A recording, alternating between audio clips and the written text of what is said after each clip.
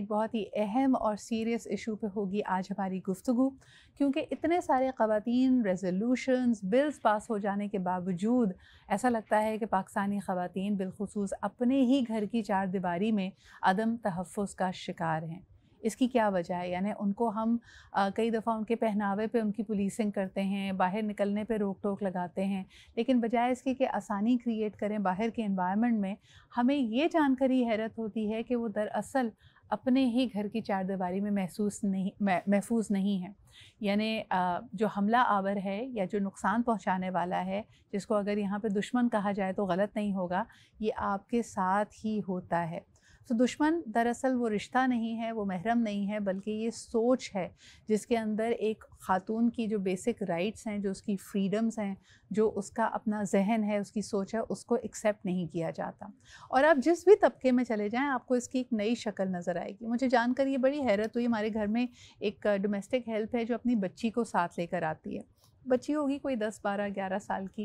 तो मैंने देखा कि उस बच्ची के बहुत लंबे बाल हैं और वो कस कर चुटिया बनाती है, और जिस तरह के हम अमूमन देखते हैं कि छोटी बच्चियों के अगर आप आगे के बाल लंबे होने दें और वो खिंच जाएं तो वो बाल कमज़ोर होने लगते हैं और ऐसा लगता है कि माथा चौड़ा हो रहा है। तो मैंने उसकी वालदा से कहा कि आप इसकी बालों की कटिंग करा दें, वैसे भी छोटी सी बच्ची है, इतनी गर्मी है, ये लंबे बाल नहीं उसका बोझ उठा पा रही।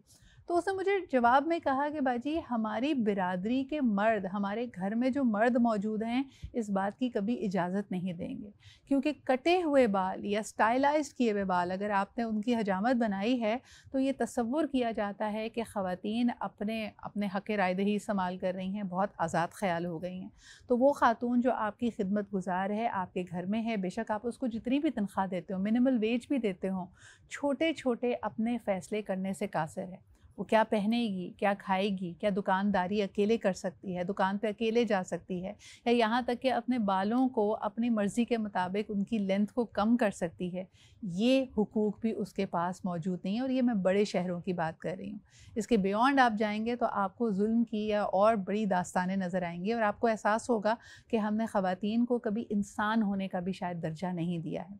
आइए इस गुफ्तगू को आगे लेकर चलते हैं। हमारे घर में हमारे घर में हमारे शो में जो हमारा पैनल मौजूद है, उनसे मैं आपको इंट्रोड्यूस करती हूँ। हमारे साथ आज मौजूद हैं ख्वाजा नवीद साहब, माहिर कानून हैं। पूछेंगे कि क्यों पाकिस्तान के बारे में कहा जाता है कि कवानीन का, बिल्स का, रेजोल्यूशंस का कब्रिस्तान है, लेकिन ये अप्लाई नहीं होते। बहुत बहुत शुक्रिया ख्वाजा साहब आपकी मौजूदगी का। Thank you very much. आप ही के साथ तशरीफ़ रखती है हमारी सबकी फ़ेवरेट आलिया भाभी, और यकीनन ऐसे बहुत सारी ख़वातीन को रेस्क्यू कर चुकी हैं।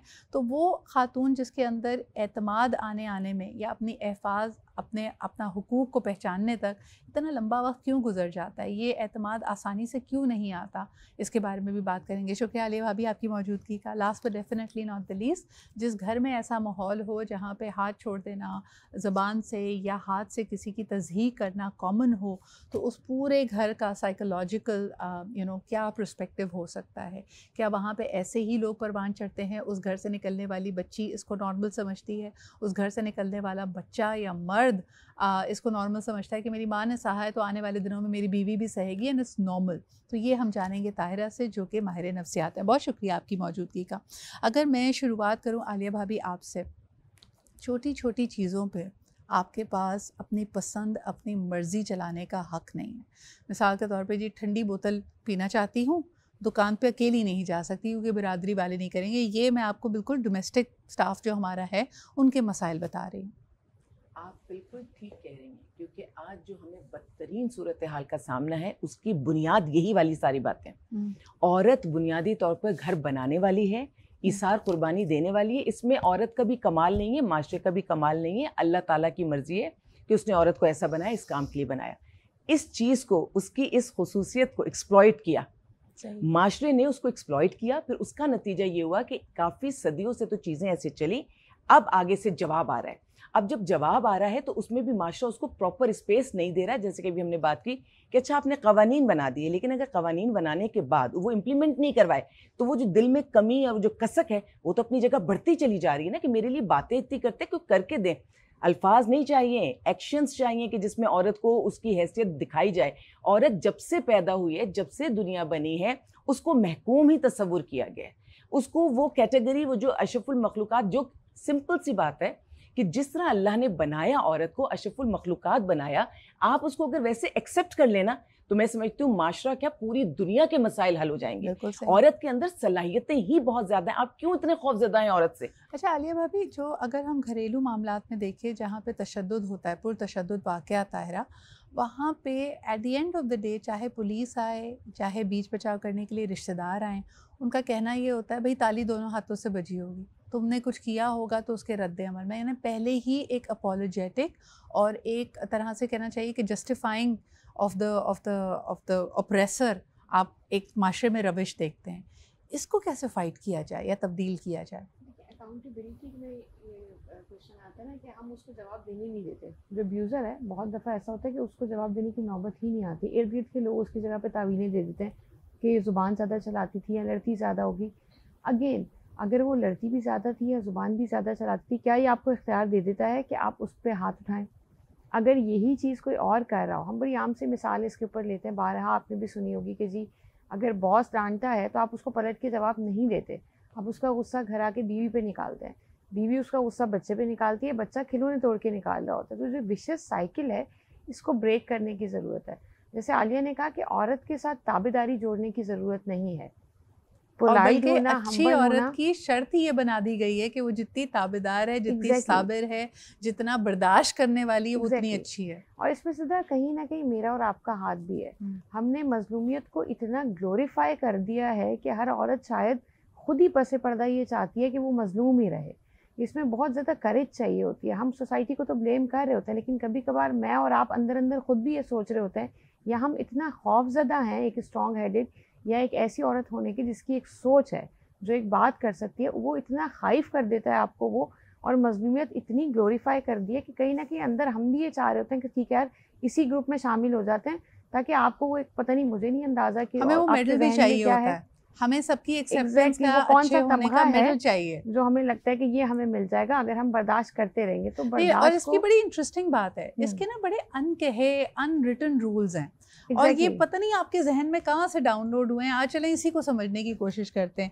जैसे ख्वाजा साहब के नॉर्मल सी बात, हम एक हिंदुआना माशरे में पहले रहते थे, वहाँ पे रसोई का एक ख़ास ऑर्डर था कि जी सारे घर के मर्द खा लेंगे, उसके बाद खातून खाएगी, उससे पहले वो बच्चे को खिला रही होती है। आज हम उसका एक अजीबी रुख अपने माशरे में देखते हैं। आज भी घर की जो वालदाएँ होती हैं उस बात में बड़ी खुशी एक तरह से महसूस करती है कि सब खा लें तो जो बच जाएगा वो हम खा लेंगे।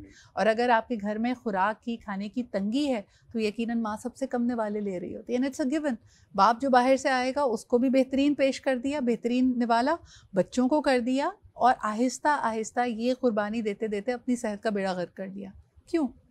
बस अननेसेसरी ये ट्रेडिशनल बना हुआ है। हाँ। जैसे आपने कहा, एक तो माँ की ममता है और वो एक सिस्टम सदियों से चल रहा है। हाँ। उसी को तोड़ने वाला कोई अभी निकला नहीं है। तो और यहाँ पे आप जितने कवानीन बना लें, वुमेन प्रोटेक्शन, ये घर की रसोई में जाके तो कोई नहीं देख सकता ना कि आपको रोटी मिली है या नहीं मिली है। इसकी पुलिस मैनिंग भी पता नहीं किस, ये कैसे तब्दील करें आलिया भाभी?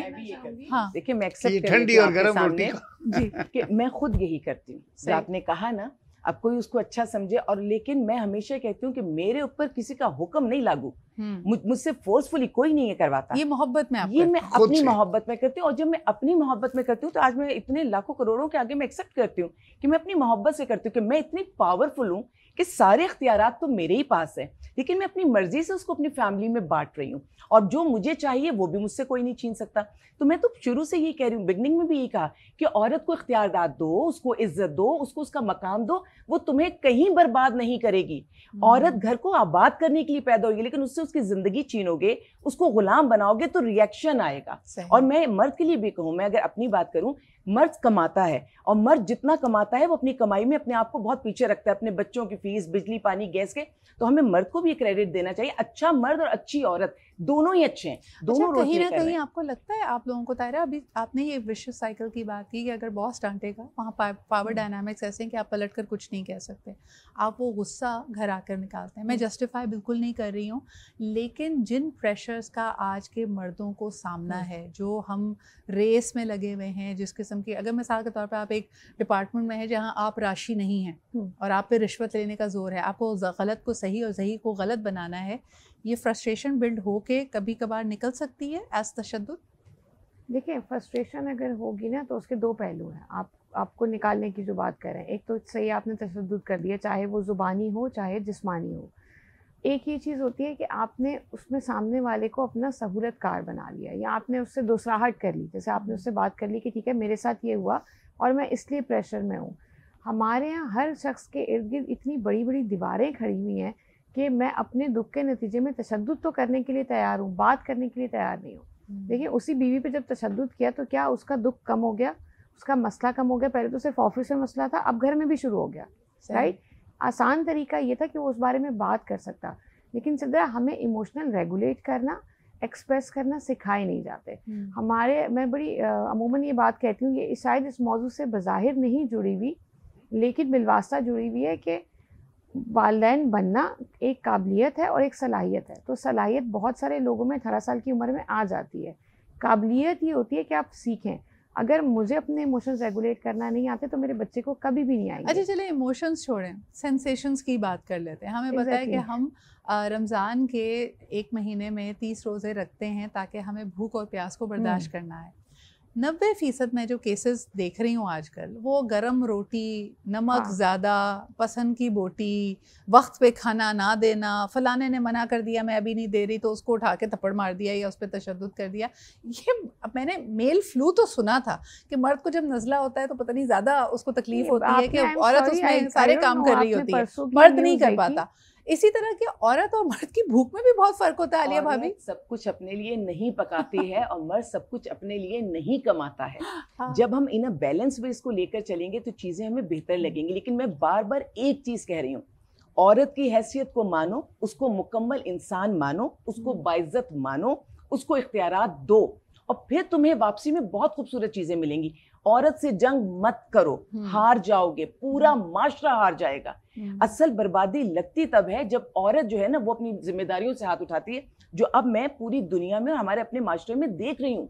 औरत की ताकत को चैलेंज ना करना। अच्छा, ये बड़ी इंटरेस्टिंग बात है। एक छोटा सा ब्रेक लेते हैं, वापस आके ये बात करेंगे कि एक तो थी वो ताबेदार मजलूम औरत, लेकिन उस मजलूम औरत की जो बेटी है वो जुल्म देख देख कर इतनी उसको गुस्सा आ चुका है कि वो एक एक्सट्रीम पोलैरिटी की तरफ गई है, जो आलिया भाभी ने जिसका भी इशारा दिया कि अब वो करना ही नहीं चाहती, क्योंकि उसको लगता है कि ये भी एक एक्सट्रीम रिएक्शन है और मज़हब हमारा दीन हमें मॉडरेशन की बात करता है, लेकिन इस नहज पे पहुंचाया कैसे और अब क्या इसको रिवर्स करना मुमकिन भी होगा। जेंडर रोल्स बदल रहे हैं और ख़ास तौर पे अब शहरी अगर पाकिस्तान की अगर बात की जाए, कई हमारे जो ट्रेडिशनल नॉर्म्स थे उनको क्वेश्चन किया जा रहा है। यानी अब ख़वातीन जो हमने कहा ना कि एक एक्सट्रीम रिएक्शन आया है, आज जब वो एम्पावर हो गई हैं तो जुल्म जबर बर्दाश्त नहीं करती। आज उनके पास भी ऑप्शन है। पहले शायद बहुत सारी गलतियों को इसलिए ढांप दिया जाता था, उस पर पर्दा रखा जाता था। नंबर 1, आपकी सोशल एक्सेप्टेंस नहीं थी, एक तलाक याफ्ता औरत को बुरा समझा जाता था। दूसरा, आपको शायद आपके बाप और भाई कबूल ना करें, आपकी फाइनेंशियल साख इतनी मजबूत नहीं है, ये ख्याल भी ख़वातीन को सताता था। लेकिन जब ये दोनों सूरतें आपने हटा दी कि वो ख़ुद कफ़ील भी है और उसको अपनी इज़्ज़त नफ्स का ख़याल भी है, तो वो बहुत सारी बदतमीज़ियों को अब बर्दाश्त नहीं करेगी। और अब इसको भी लोग कहते हैं कि शायद पहले की वही वाली बात ना कि हमारी फैसिनेशन है मज़लूम औरत, साबिर औरत, जबर को बर्दाश्त करने वाली औरत, इसको भी औरत की गलती तस्वुर करके सामने पेश किया जा रहा है। और अनफॉर्चुनेटली ख्वाजा साहब, इसमें हमारे जो ट्रेडिशनल सोच रखने वाले लोग हैं वो कहते हैं कि जी और पढ़ाओ लड़कियों को और उनको नौकरी करने की इजाज़त दो। अब देखो ना तलाक आम हो गई है, क्या रद्द-ए-अमल होगा आपका, आप क्या कहेंगे इस पर? देखिए, बात ये है कि वही वुमेन एम्पावरमेंट के बाद जो औरत इंडिपेंडेंट हो गई है फाइनेंशियली स्पेशली, तो वो अब ज़ाहिर है जुल्म बर्दाश्त नहीं करती और वो बातें जो नोक झोंक तनकीद सुनने की अब वो आदी नहीं रही। तो इस वजह से तलाक के केसेस के फ़ाइल करने में तादाद में इजाफ़ा हो गया है और लोग ये चाहे दूसरों की शिट लेने के वो कहते हैं हेल्प टू यू, मैं खुद कमाती हूँ, खुद खाती हूँ, अपनी अच्छा, क्या इसमें मैं रहती हूँ। थोड़ी सी वजाहत एक चीज़ की करूँगी ख्वाजा साहब। एक जो हमने ये तासुर, ये खाका भी प्रेजेंट किया ना कि अगर औरत पढ़ी लिखी है, ख़ुद मुख्तार है, अपने पैसे ख़ुद कमा रही है, तो वो पहली आपने उससे लड़ाई की तो वो जी सब कुछ डैंस पटैंस करके घर से निकल जाएगी। ऐसा आज भी नहीं है। आलिया भाभी, मैंने नोटिस किया है कि जितनी समझदार खातून है, और ये नहीं है कि वो एक दिन फ़ैसला कर लेती है और पहले दिन ही फ़ैसला कर लेती है, वो भी वक्त देती है। उसके भी 2-2 बच्चे होते हैं, वो भी 10 साल तक पहले निभाती है, लेकिन जब उसकी बर्दाश्त दी एंड हो जाती है तब वो कहती है खुदाफिज। माशरा कुछ भी कर लेना, घर की बुनियादें औरत ही डालती है। आप औरत पे हजारों इल्जाम लगा दें, घर तोड़ना औरत की फितरत में नहीं है। एक जगह से दूसरी जगह जाना उसकी फितरत में नहीं है। औरत, मैं औरत की बात कर रही हूँ, मुख्तलिफ भी हो सकती हैं। औरत वो है जो वन मैन शो होती है। और अगर मैं इसको इस्लामिक एंगल नहीं भी देना चाहूँ, लेकिन वैसे अपने दिल से एक बात मैं कह देती हूँ कि आप देखिए ना, एक वक्त में एक औरत एक ही मर्द को लेकर चलती है। आप ये भी देखें ना कि फाइनेंशियल इंडिपेंडेंस के बावजूद, चले आपने तलाक को, सेपरेशन को जब हद से गुजरे, मैंने क्यों बोला, मैं आपको वजाहत कर दूं। ये जो औरत पे इल्जाम लगाते हैं ना, इसको देख रही है, उसको देख रही है, इसके साथ इसका चक्कर, आप औरत को इज्जत और मोहब्बत, इज्जत ही देके देखे, मोहब्बत कम भी कर दें, वो नहीं हिलेगी आपसे। अगर शौहर है, ये बाप भाई है, जैसे अगर बाप और भाई हैं, ये अपने घर की बेटी से या बहन से मोहब्बत एक दफा करके देखें, इसको जिंदा रहने का हक दे के देखें, यकीन जाने मैं कहती हूँ सवाल ही नहीं पैदा होता कि माशरे में किसी से दोस्ती करेगी या वो अपने बाप भाई का सर नीचे करेगी, वो कभी भी नहीं करेगी। अच्छा, अभी तक हमने अपनी गुफ्तगू में ज़्यादातर मैरिटल डोमेस्टिक वायलेंस की बात की है कि अगर मियाँ बीवी के बीच में, देखें उसमें तो काफ़ी हद तक, क्योंकि वो एक दूसरे को एट पार समझते हैं, तो ज़रा तू मैं भी खुलकर होती है। लेकिन मुझे सबसे ज़्यादा हैरत होती है, जो एक वीडियो हमने रमज़ान के दौरान भी देखी तायरा, कि भाई का अपनी बहन पे तशद्दुद। यानी पूरी ज़िंदगी हम छोटे बच्चों में भी देखें तो भाई तो प्रोटेक्टर होता है, भाई के होते हुए बहन को कोई कुछ कह नहीं सकता, उसकी छोटी सी छोटी ख्वाहिश को पूरा किया जाता है। लेकिन यही बहन अगर आहुजारी कर रही है, किसी नाइंसाफ़ी का आके रिपोर्ट कर रही है, तो ये कौन सी गैरत है कि उसी बहन को मार दिया जाए या उस बहन पे तशद्दुद किया जाए?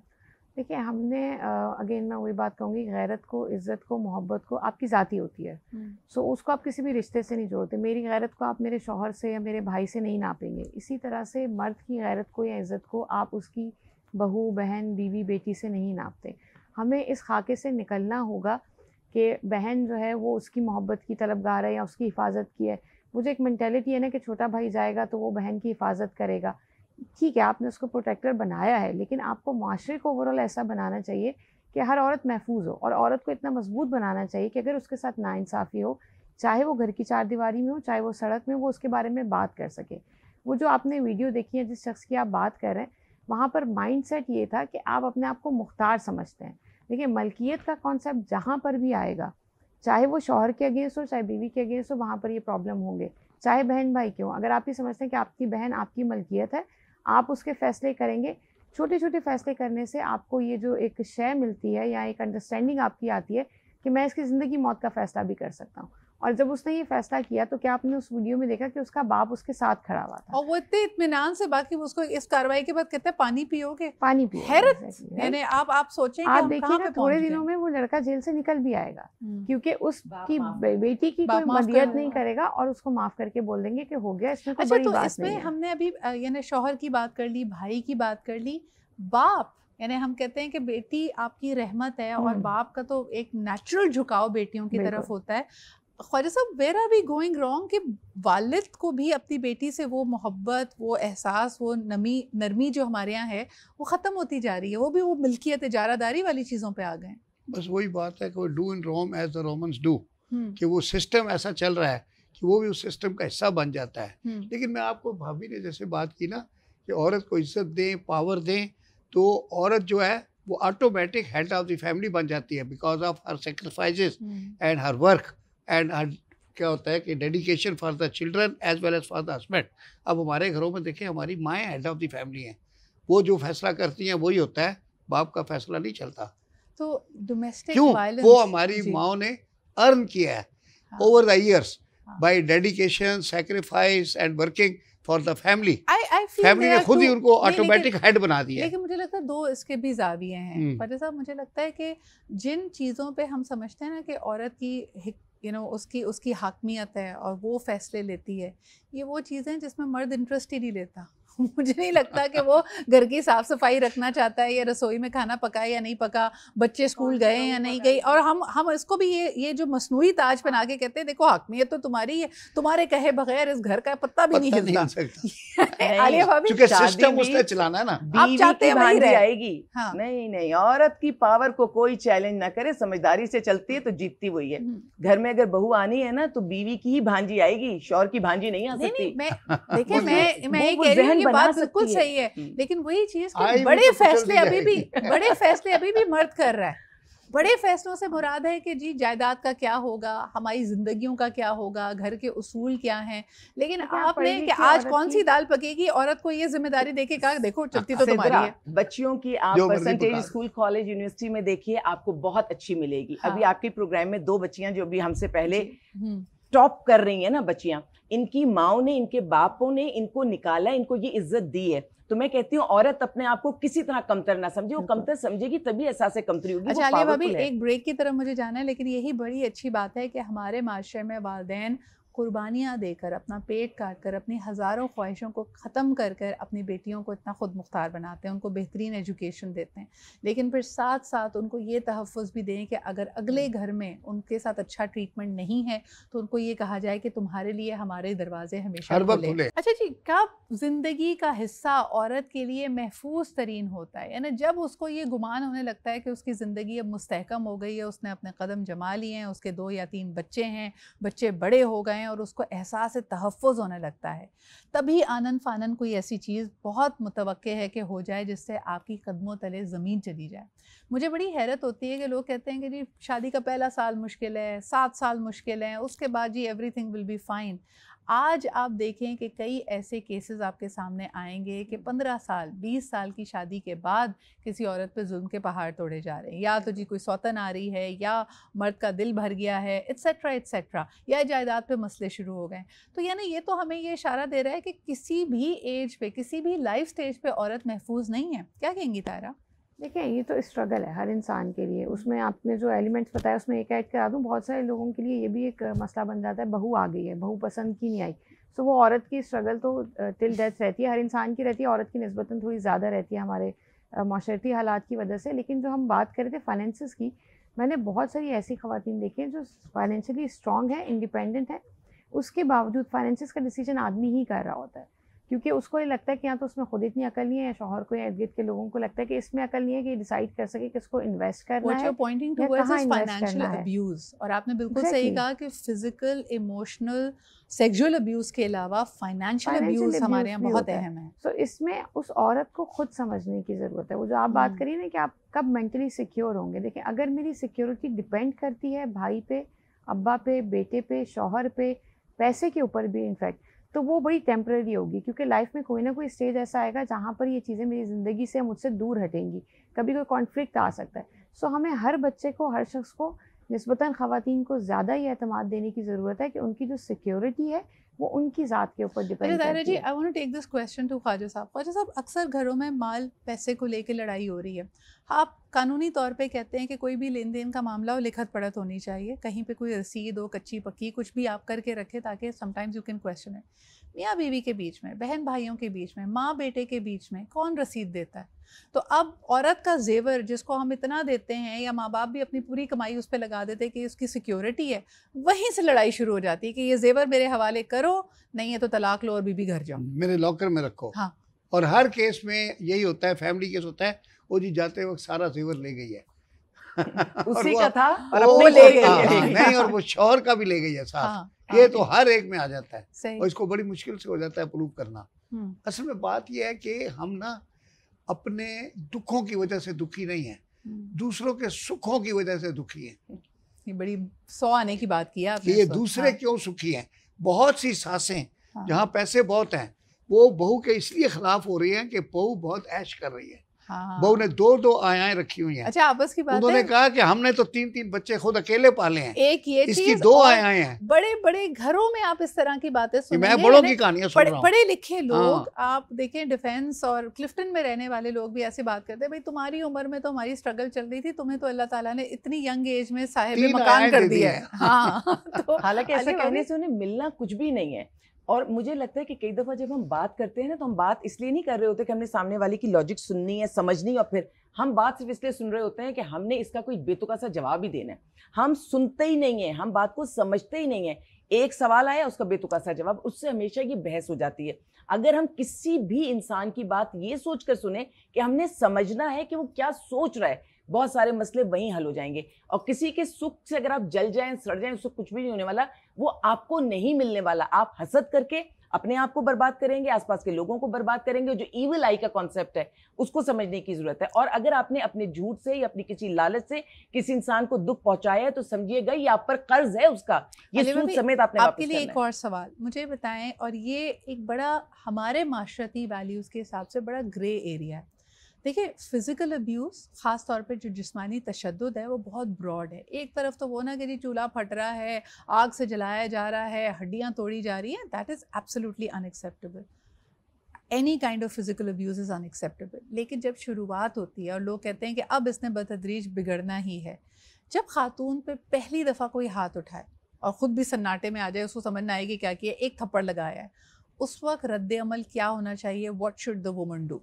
जितना मैक्सिमम रद्द अमल शो कर सकती है ना, मैक्सिमम कंडेम कर सके, जितना ज्यादा, जितने आपके पास पावर है। अब इसमें मैं कोई फॉर्मूला नहीं बता सकती, मालूम नहीं वो बच्ची खुद कितनी कमजोर है, पीछे उस पर अपना कॉन्फिडेंस कितना है, कितनी पढ़ी लिखी है, लेकिन उसके पास जितनी भी ताकत है और जितना भी बैकअप है, ये जो भी है, ये अल्लाह का ही सहारा है। आप उसी वक्त इस चीज को नो कहेंगे, ये आपकी बर्बादी की शुरुआत होगी अगर आप खामोश हो गए। वो किसी सूरत, ना कानून में, ना मजहब में, ना इखलाक में, ना माशरे में वो ये काम कर ही नहीं सकता। एक चीज के इख्तियार ही नहीं। अच्छा, अगर अकेले में, अक्सर ताहिरा ये बात जब आती है ना, तो वहाँ पे सोशल प्रेशर्स और साइकोलॉजिकल प्रेशर्स को इमेजिन कीजिए कि हस्बैंड एंड वाइफ एक अलहदगी में है, कमरा बंद है और वहाँ पे ये कार्रवाई हुई है।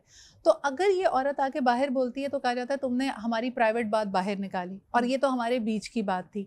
तो ऐसी सूरत में जो आलिया भाभी ने कहा कि मैक्सिमम रिएक्शन शो करे, क्योंकि शुरुआत तो हो चुकी है, क्या करना चाहिए?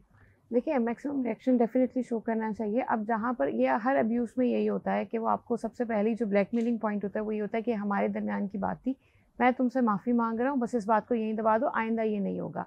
आपको ये लॉजिक नहीं लेनी, इसलिए नहीं लेनी कि वो हस्बैंड ट्रस्टवर्दी है नहीं है, उसका ट्रैक रिकॉर्ड क्या है, ये ह्यूमन साइकी है।